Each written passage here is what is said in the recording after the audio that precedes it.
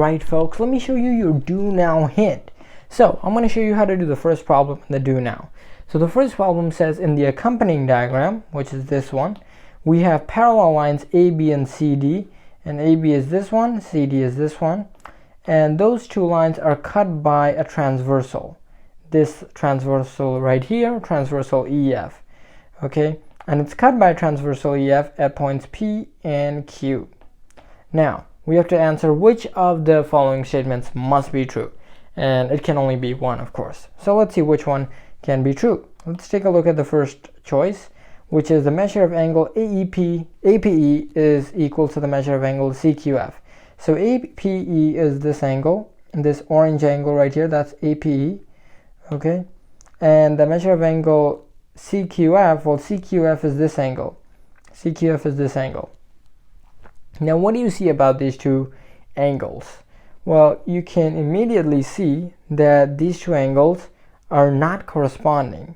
Instead, they're on the exterior, right? So remember that anything over here or over here is an exterior angle.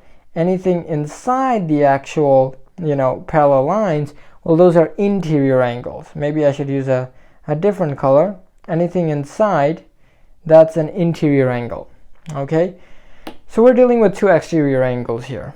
All right, so that's all good and fine, but what do we know about these two exterior angles? Well, here's what we know, right? So this exterior angle, angle CQF, what is it equal to?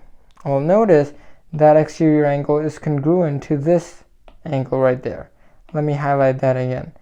These two angles are congruent because they're vertical angles, right? So that green angle is congruent to angle CQF. Likewise, this angle, angle APE, is congruent to this angle, angle, BPF, right? So now what can you tell me about these two green angles?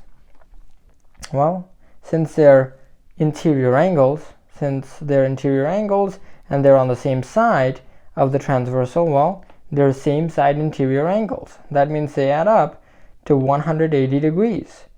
And so the original angles must also add up to 180 degrees. And so our answer must be choice 4.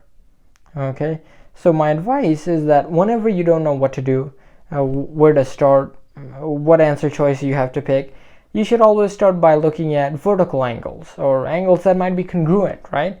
So for example, what I did for this problem, I saw that I had two angles. Let me draw them again. I had these two angles, and I wanted to know, what's their relationship. So I tried finding angles congruent to them. So this angle is congruent to this one, and this angle is congruent to this one, right? So that's what I realized. And after I realized that, I thought about, hey, what's the relationship between this green angle and this green angle? Well, since they're on the same side of the transversal and they're interior angles, I know they have to add up to 180. So by that reasoning, the original angles that are congruent to those green ones also have to add up to 180. And that's why my choice is choice 4. Hopefully that helped you out. If not, check out the solutions.